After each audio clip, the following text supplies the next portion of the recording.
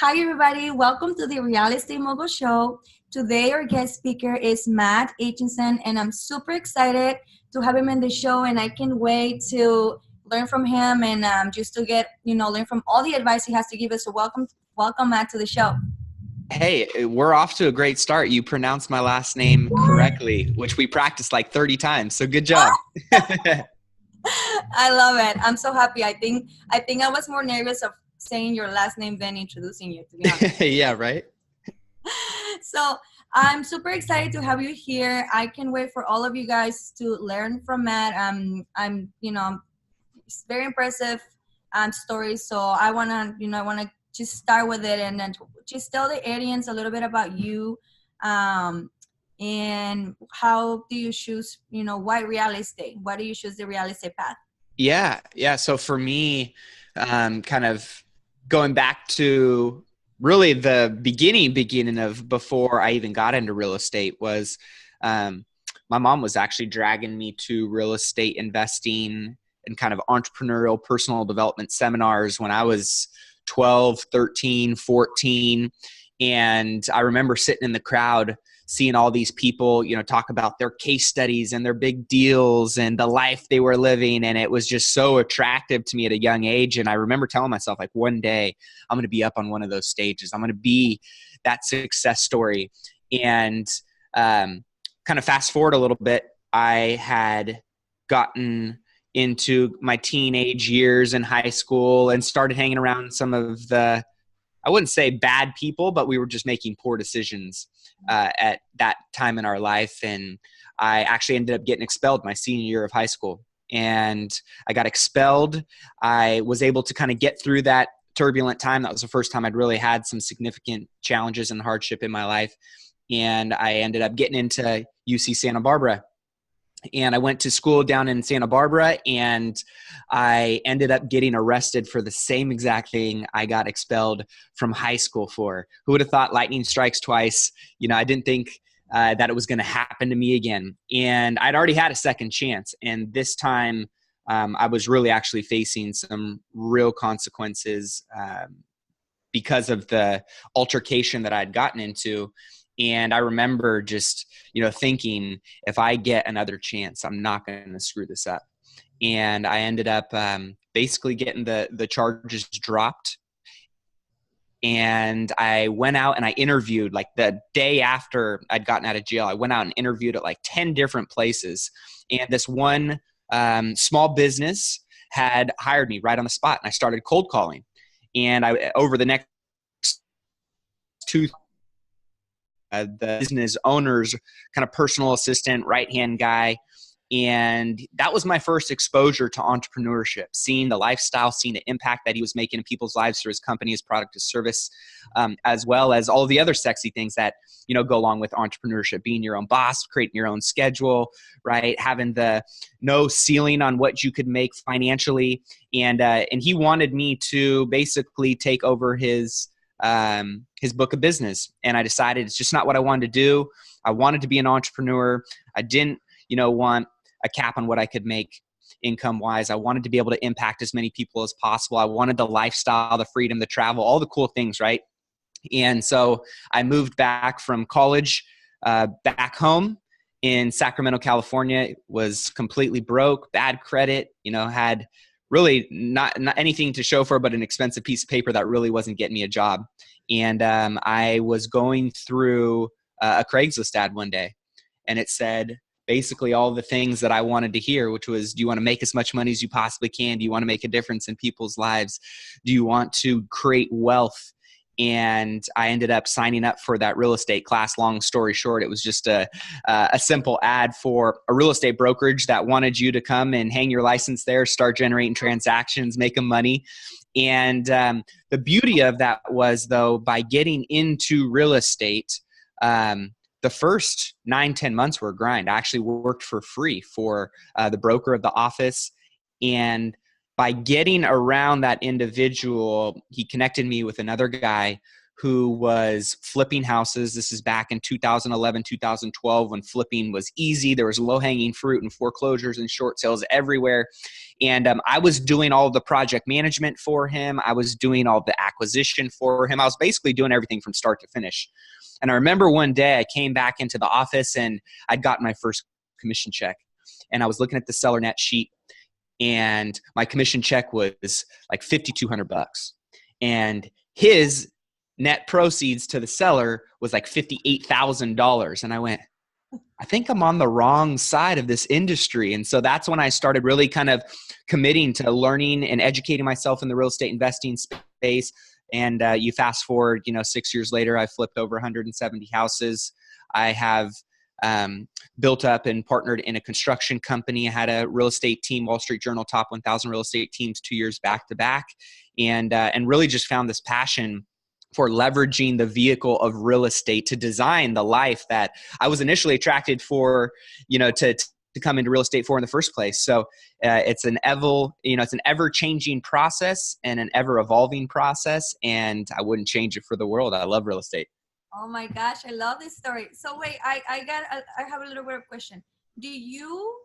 When you went to that broker, did you get your real estate license, and you were working as a real estate agent, and then you help him with his own projects? In the beginning, I was really just trying to do anything and everything I could. So a lot of people ask me like, hey, how'd you get started in real estate? How should I get started in real estate?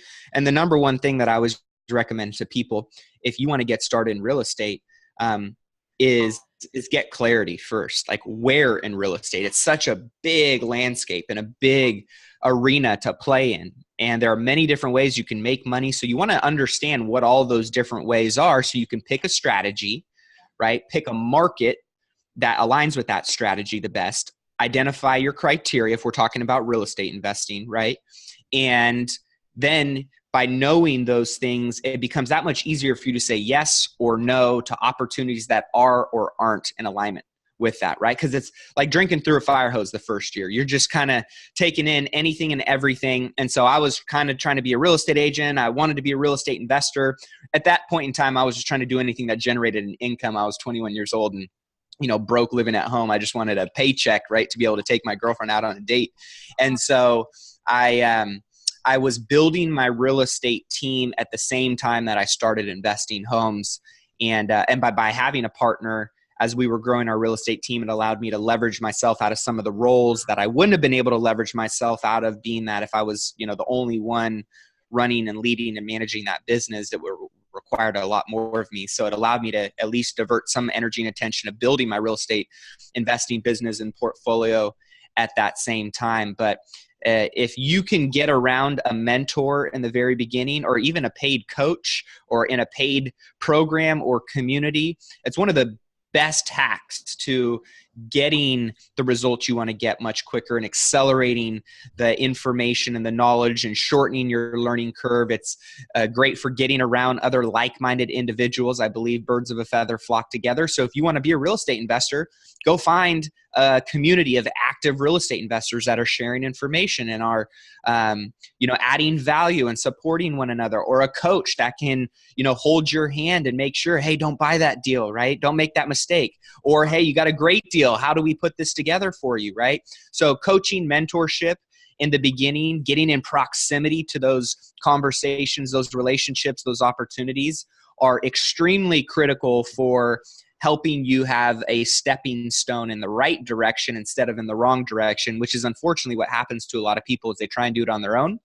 And they end up making mistakes that ultimately end up burning them and scarring them for life. So they never want to come back to real estate investing, or they have such a bad experience. They talk so negatively about the space. And I would just caution everybody that's interested in real estate investing, be careful who you listen to. Be careful who you get coached and mentored by, because that is a critical piece to someone's success in the first year and moving forward. Yes. I think that's amazing advice, because I see that a lot.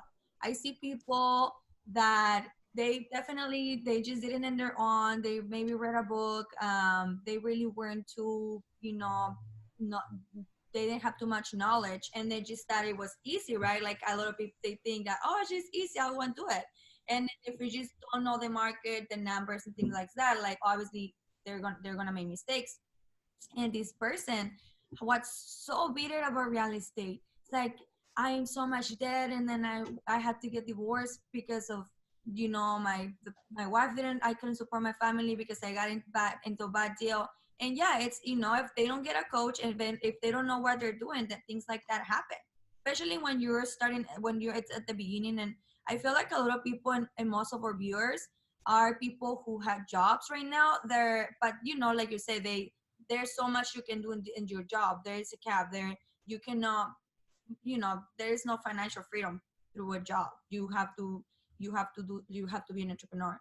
um so anyways, I that's really important that you mentioned that, because I feel like the coach, and or just being around people who is successful in real estate can help you, accelerate the process. um it seems like your strategy for the most successful real estate strategy for you has been flipping. Is there any other, a strategy that you think people should do to start with, as far for them to be able to, just to like to take the first step for real estate? Yeah, I mean, it all depends on your goals, so I always tell people is it's not a one size fits all. There's a lot of variables in the equation based on what your end game is, whether it's, if you want passive income, then flipping may not make the most sense, and buy and hold strategy make the most sense, or the BRRRR strategy may make looking to get cash filling may make sense, right? If you're looking to, really take a project from start to finish and maximize the profit that you can pull out of it, if it makes sense, flipping may make sense. So it all depends on your market. It depends on the resources, the time, the energy that you have available to put forth towards it. But the easiest barrier of entry and the lowest cost barrier of entry into real estate investing, as many people probably know, is wholesaling, right?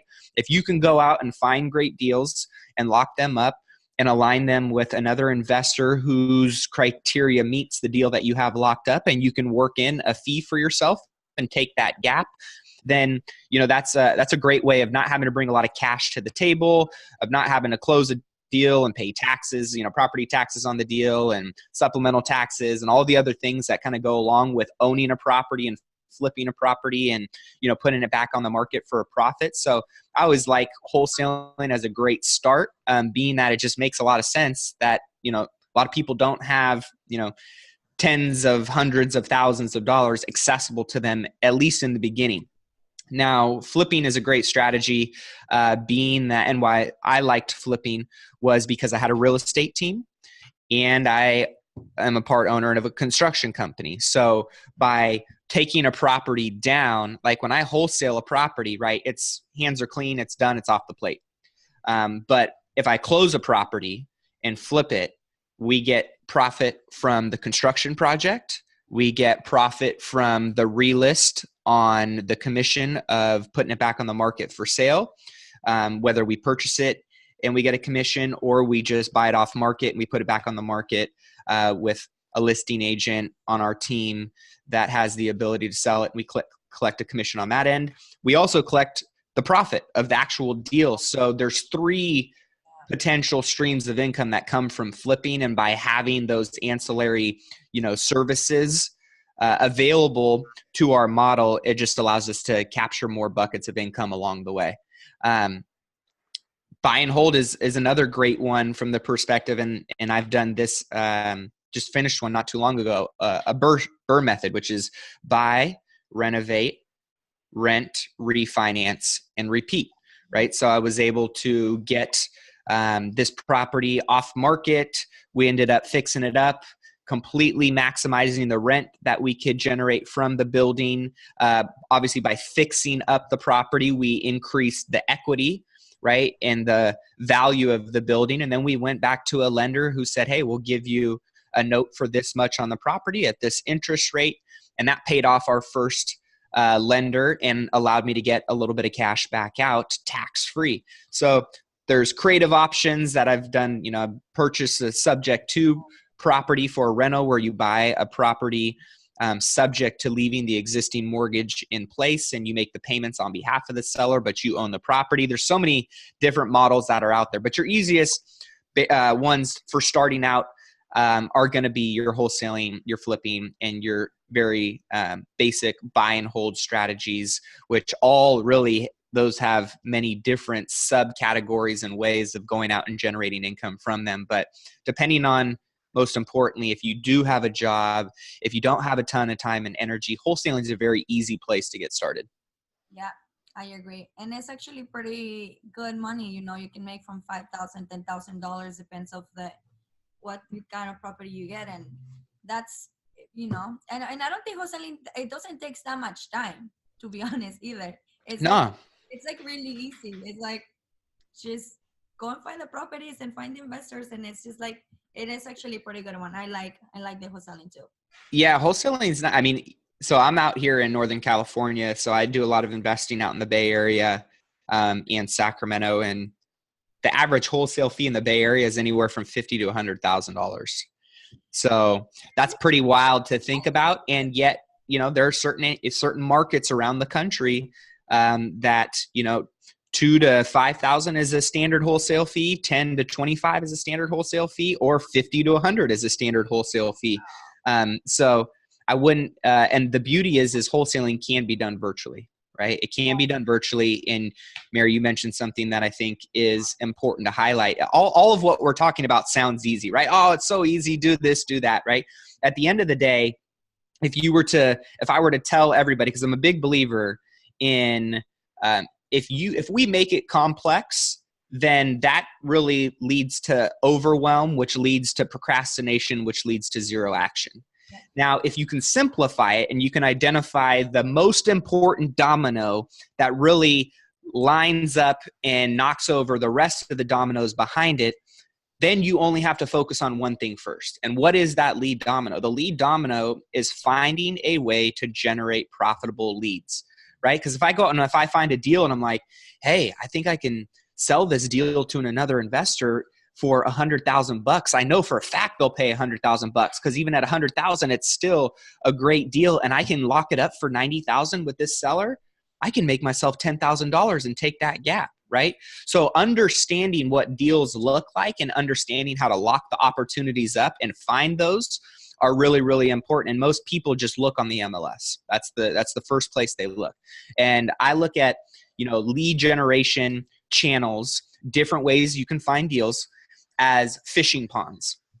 And the fish inside those ponds are the hot deals, right? The profitable deals that everybody's fishing for. Well, the MLS is the most crowded pond. Everybody, every investor is sitting around those banks with the same fishing pole, fishing for the same pond, using the same bait, same strategy. What you need to do, and what I recommend people do, and what they put their time, energy, effort, and education to in the beginning, is really understanding how to master the different ways to, one, know what the different ponds are that are out there that have the fish in that you want to go fish for, but then understand what kind of bait do you need to use? What kind of equipment are you going to need? What kind of time and energy and effort are you going to need to put in order to consistently drum up these opportunities? Because when you're first starting out, the mentality should be not how many deals can I do and how much money can I make. It should be, if I find one deal is the focus, because one deal can change your life. It changed my life. My very first flip, I was broke, living at home, poor credit, lots of debt, no income. And I've made $100,000+ net at 21 years old, living at home with my dad. One deal completely changed my life, took my business off, took speaking opportunities off, and completely gave me a newfound confidence that I could make it as a real estate investor, right? So I would just say, don't overwhelm yourself with everything that we're talking about, which is great.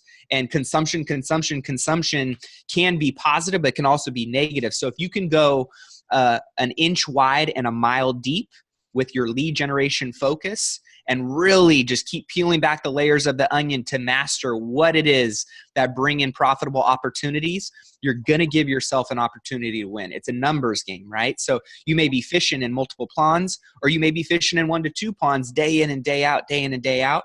But if you do it consistently enough over an extended period of time with the right bait, with the right strategy, with the right effort, most likely it's going to yield you a result that's going to change your investing business and, more importantly, your life moving forward. I love it. Yes, you're so right. Just get to the one, it's what I feel like you saying it's all right. And I'm sorry, I kind of like went off, but geez, it's so important for people to know that first they need to know which strategy they're going to go to so they don't feel overwhelmed, because definitely there's so many strategies. And second of all, also consistency for me too. It's one of the things that if you, just go the one step at a time, right? Just stay in the step you're in, and then finish that step, and then move, and then finish, and don't think the long way, because thinking the long way is going to do what you just said. It's never going to take action. And I feel like that's one of the things that I see the most in people is they read a lot, they are watching videos like these and things like that, but they don't take action. So what do you think, how can we help them? I mean, for us, it seems like, I know you're like, you just did it, right? And you were committed, and you went on, and you did it, and you took all the risks, and you did it. What do you think what you can do or advise to help them to take more action besides what you just said? Because I think it's really important. But what do you think it will be like maybe the next step for them to be able to take action? Yeah, well, I think I talked a little bit about it before, is identify what your strategy is going to be, pick your criteria for that strategy, and identify a market, whether that's close to you or far away from you. First, getting clarity is the number one thing, right? Because when we lack clarity, we lack the ability to align ourselves with our decision-making, things that clear of where we're going and what we're doing or not, right? So clarity is, I think, the first step. And also having a reason, a why behind it. I'm sure many people have heard Simon Sinek, start with why, right? And it's become an over talked about topic. And the reason why it's been talked about so much is because it is so true and so important. If you don't have a reason outside of, hey, I just want to make money, or hey, I just want this lifestyle, right? Then anytime it gets hard, which it's going to, right? This is not a push a button or hit the easy button or take a pill and all of a sudden you're going to become a multimillionaire in real estate, right? Like, this is hard. I want to get that through to everybody. This is hard. You're going to face hardship. There will be challenges that God, your higher power, the big man upstairs, whatever you believe in, is going to throw rocks and obstacles and hurdles and challenges in front of you to see how bad you want this, because this is a 1% lifestyle type opportunity, right? And so if you have something bigger than just yourself to push for every single day, that is going to make it that much easier to do the things that are necessary, not because you want to, but because you have to, and because you know you're capable of doing them if you keep going. So those are two things that I immediately say before we even talk about strategy. Is internally, you're going to win. You're only going to win as a real estate investor if you win your mind. If you're the gatekeeper of your mind and you are intentional about what you put in it every day, how you talk to yourself, the people you surround yourself with, and what you do from a personal discipline and habits and routine perspective, because that will tell me whether or not somebody's going to be successful, is what kind of habits, what kind of disciplines they have in their life. And if they have a reason and a purpose to do this outside of just going, I want to make money, I want to be rich, I want the lifestyle, right? There's got to be something more to it. So I would start with that. Then it's, okay, what do I need to do based on the lifestyle, based on the income, based on the relationships, based on the travel, based on the amount of money I want to contribute to charities, based on this rich lifestyle that I envision for myself? What is the best path to getting to it, right? So starting with the end in mind, you can start reverse engineering a little bit. Hey, you know what? I think first and foremost, starting out based on where I'm at, based on the time and energy that I have, I'm going to try virtual wholesaling. Cool. All right. So then let's go in and let's go a mile deep on what is that strategy, right? And learn that strategy, connect with communities, connect with coaches, connect with mentorship. And whether you're making massive strides every day or small strides, small, smart choices daily will ultimately lead you to unlocking new levels that allow opportunities, that allow relationships, that allow conversations, that allow all of the things that you're working towards and are aligned with that vision actually come to fruition. So you can sit there and kind of do the law of attraction, which many people do after they get that clarity, but you got to pair it with law of action and do something consistently each and every day, and just understand it's a numbers game, right? But it's the old quote of give a man or a woman a fish, feed him for a day, right? Teach a man or a woman to fish and feed him for a lifetime. And so if you're really playing this game to really unlock long-term wealth, long-term lifestyle, long-term freedom, you got to have the crock pot mentality versus the microwave mindset. And a lot of people, I mean, I'm a millennial, right? So I literally, I want everything fast. I pace in front of my microwave. That's how impatient I am. And yet when it comes to building your wealth, when it comes to leveraging real estate the right way, you have to have the crock pot mentality over the microwave mindset, because we all know which one produces a better dish, a more desirable, delicious, tasty meal. It's always the crock pot, right? And that takes time for all those ingredients to fuse together to create what that dish is capable of, right? Versus the quick fix of just putting, 90-second frozen meal in and expecting, 5-course gourmet meal to come out. You got to be willing to put in the work. You got to have the right mindset. And if you go in there making the right effort on the right activities that are aligned with your goals and your vision every day, you're going to start seeing things, blind spots come into light and go, oh, I want to try that differently. Or, hey, there's this opportunity that I didn't think about. There's this relationship I can leverage that can help me get to X, right? But you got to be in the trenches. You got to be in the game, because the spectators aren't the ones who get paid. It's the players, right? The professionals, that make the big bucks. And you got to be willing to step in the plate. You're going to strike out, but eventually you're going to see enough pitches, right, come across the plate, and you're going to start hitting them. You're going to get on base and you're going to start scoring runs. But if you can get clarity, if you can have a why, if you can take action consistently, you can surround yourself with the right people, and then pair that with whatever strategy it is that you're looking to become an expert in, you're going to start seeing the landscape and things slow down and start connecting the dots, which will allow you to then readjust and make your next decision on how you want to approach getting to the life that you're looking to create for yourself. I love it. And I just want to mention really quick before I jump to the next question. If you guys don't know how to start with their whys, like for me, my why was very easy, but once I get to all the layers, right, you need to keep pushing the layers of your why. I just want to show you guys two quick books that helped me with my why. This one is by Dean Graziosi, The Millionaire's Sex Habits. This helped me with my why. And then a long time ago, I read this book. I don't know if people is familiar with it, but The Compound Effect. It's all about the habits. So these two, I think, helped me a lot to take to do what I wanted to do and take my business to the next level. But I don't want to jump too much to that. I want to ask you, how has real estate transformed your life in achieving financial freedom? And then after that, I want to talk about your Forbes article, because I love that, your article. So let's just jump into those two. Yeah. So how did real estate investing change my life? Yeah, like what's really real estate investing? How has transformed your life in achieving financial freedom? Like I feel like a lot of people, financial freedom is different for everybody, right? Mm-hmm. Yep. Different levels, and there's different type of transformation. So how has that helped you just from the real estate investment part? Yeah. I mean, well, first and foremost, you can always just start with income and wealth. I mean, real estate made me a millionaire, and that was always a goal that I had aspired to achieve at a young age. And yet, when I achieved that milestone, I didn't feel any different, didn't feel any cooler, right? And so you always hear people say, like, money makes you more of who you already are. And so real estate has given me a platform and an opportunity really to why I love real estate so much, and why it's changed my life in a positive way is, it's wealth and financial insecurity. It's done that. I mean, that's kind of a default option. If you do it correctly, that's a result that it's going to generate for anybody, no matter who you are.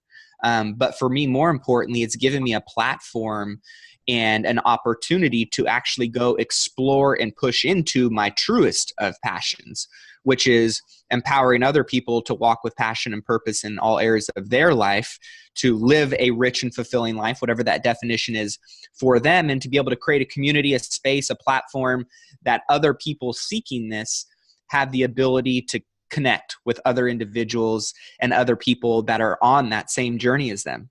And so without real estate investing, without that security, without that freedom, I wouldn't have ultimately had the opportunity, at least in the context or under the circumstances that I had, to be able to go out and explore what that passion and what that purpose and what that contribution to others actually looks like.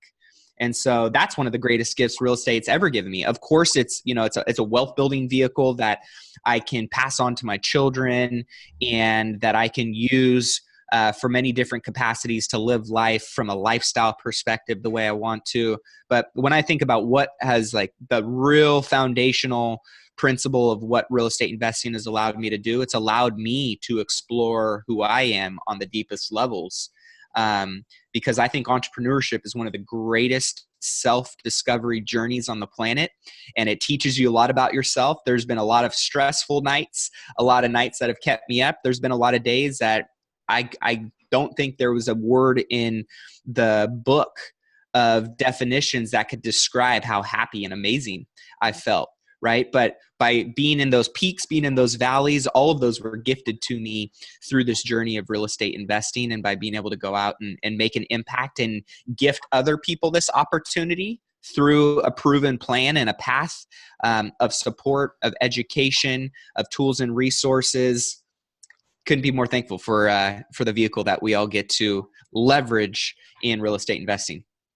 I love it. I feel like that's for all of us, you know. I feel all of the experts, when I ask this question, it's always like, what, once you're not worried about paying your bills, while you're not worried about, I need the paycheck to support my family, to just to live, right? To pay my rent or whatever the case it is. Once you put all that to the side, the things, it really gets the best of you. And then yeah. are like, oh my God, like I can do this now without worrying and don't having that worrying about, you know, supporting your family or paying your bills. It's just, it really gets just the best of you. And I feel like that's what with you, that's what I want for everybody, because it's nice to have the wealth and the money, but it's so much better just to have the feeling of what you can do once you're becoming your best self. Yeah. And it's most people is helping others, because that's like the best feeling. Like that's, Yep. I can even, for me, I remember when I want to go back to you real quick, but I remember when somebody asked me, when I was doing my Y exercise long time ago, everything will be, what would it be that you would want to do if you have all, if money wasn't an option? And for me, it was always just like volunteering and like going to help. I'm obsessed with pets, so I love dogs. So I mean, like, if I can go and just like rescue dogs all over and I like give them a home. And then kids, right? I from Mexico, so there's every time I go to Mexico, there's all these kids that they don't have families. So for me, I'm always go back and help them. I probably will live my entire life doing that, and I'll be super happy. Yeah. But and that's the beauty of it, though, right? It's like you said it earlier, and this is what I talk about on the Rich Life podcast as well, is everybody has a different definition of their rich life. So that may be $100 million in the bank account, or that may be just having enough money to pay your bills, but you get to contribute working in charities and causes and things that you're passionate about every day, right? Like your definition is your definition, but you have to have the basis met first before you can create the mental real estate to give yourself permission and go out and pursue these things at the highest level without some of the things that hold most people back as well. What if I can't pay my bills this month? Or what if I can't take care of my kids' tuition? Or what if I can't, make rent, right? Or whatever it may be. And so why real estate is so empowering is when done properly, it gives you the ability to what I call be 100%er. So it's when 100% of your living expenses, your health insurance, your bills, your kids, your date nights, your whatever your lifestyle is, right? 100% of your living expenses is covered by 100% of your passive income. Once you do that, you're a 100%er. And that's ultimately true definition of financial freedom is once you get there, then it's like, wait, I don't have to go to work today. Like, I don't have to do anything. Like, I get to do exactly what I want. And then you actually get to start imagining what that looks like. Well, what do I want to do with my life? Now that I got money taken care of and that doesn't really matter anymore. And I have this vehicle that is going to keep bringing money in for me with a little bit of maintenance here and there. And it's going to keep increasing my net worth while I do that. I have all of this time to figure out what to do with my life. And that is self-discovery, right? Is how can you we're all here to connect and to make an impact, right? And some of us have just had bad experiences and bad programming that has led us down the wrong path. But at the end of the day, we all start with a purpose and a passion to connect and to smile and be happy and make a difference and make an impact. And so when you have the ability to do that because of this vehicle, and there are many vehicles out on the planet that allow you to do this, but I believe this is one of the best wealth building vehicles that give you permission to do this. It gets so fun because you then really truly realize like what is possible for me while I'm on this planet. Whatever rich life I desire and dream of, I can create it. I just got to go out and be intentional with it. Yes. I love it. That is such amazing advice. I feel like in the end of the day, it's really for all of you guys to decide just your why and just move forward, take action. You know, we all started somewhere. Like, everybody has a story. Everybody, you know, I haven't interviewed somebody that says, I came from a really wealthy family and everything was given to me and I started, and this is how I started my empire, right? It's always been like, we all started from the bottom. We all had our story. And I feel like that's the reason why it's almost like we made it, right? Because you're just pushing and you have your story that you just want something better for yourself, and you have the courage to actually take action and move forward. And like you mentioned, Matt, there's so many things that are going to get on your way, especially when you're starting to take action. There's so many things that happen on that transition that is going to like try to stop you and want to see like, oh no, it's not hard. Oh, I don't know, I can go through. You can go through it all. Trust me. It's always going to be like that in all cases in our lives. So maybe let's talk a little bit. I mean, you kind of like talk a lot about maybe what was in your article, but you think is anything we're missing that you want to talk about in your real estate? I'm sorry, from your Forbes article, so we can close the interview. Is there anything you think we missed? I think we kind of cover a lot of it, but yeah, we covered a lot of it. I think, most importantly because I know a lot of people are maybe either considering real estate investing that listen to this show or are getting started in real estate investing. And I would just say, you literally can have I've been studying this for, I interview millionaires and billionaires on my podcast to study the success habits, and the disciplines and the beliefs and the routines that all of these individuals have really mastered and leveraged in their life to unlock the results that they want. And what I've really learned and realized is that, the difference between the billionaire and the difference between the person begging on the street is really not that big of a difference. We all only have 24 hours in a day. Most of us have, if you really boil it down, access to creating what it is that we desire in life. It comes back to self-discipline.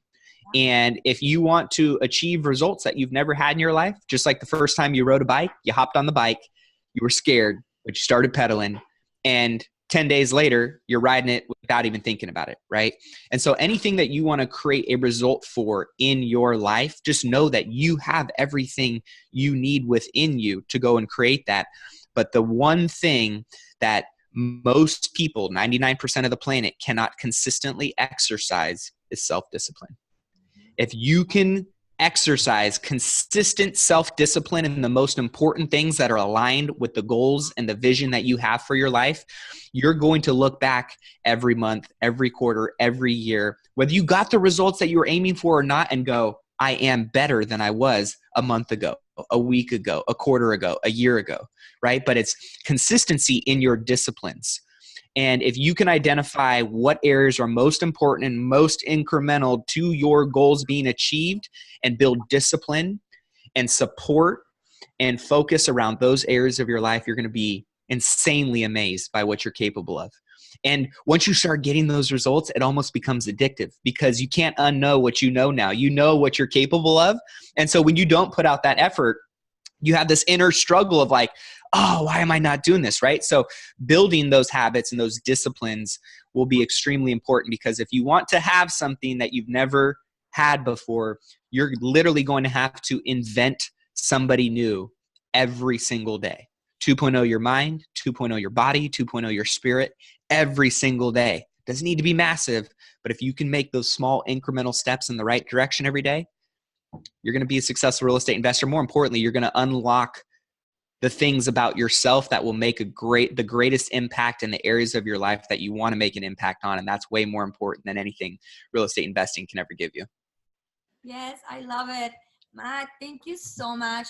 I think, this is amazing advice for everybody. I love so much that you went deep into the taking action part, because I think that's what, our audience needs. So everybody, thank you so much for watching. Matt, thank you so much for the interview. I'm so Thanks for having me. excited to be in, for you to be in the show. And I hope everybody likes Matt's interview. I just want to tell them really quick where they can find you in case they, they want to know more about you. And just let them know where they can find you. So yeah, they can go to sixfigureflipper.com. That's the number 6figureflipper.com to learn more about our coaching and our mentorship and all the stuff that we have available. The richlifestore.com is where we have goal setting planners and productivity tools and all kinds of fun things like that to live more intentionally in the areas of your life. Digital website, which is mattaitchison.com, which has a lot of those things and links to freebies and downloads and checklists and all kinds of fun stuff that will make a difference in your real estate investing business and or life. Awesome. Well, thank you so much for the interview, and I hope everybody like it. And just, send us your feedback. We really appreciate your feedback for the next interview. So thank you so much, Matt, for being here. My pleasure. Thanks.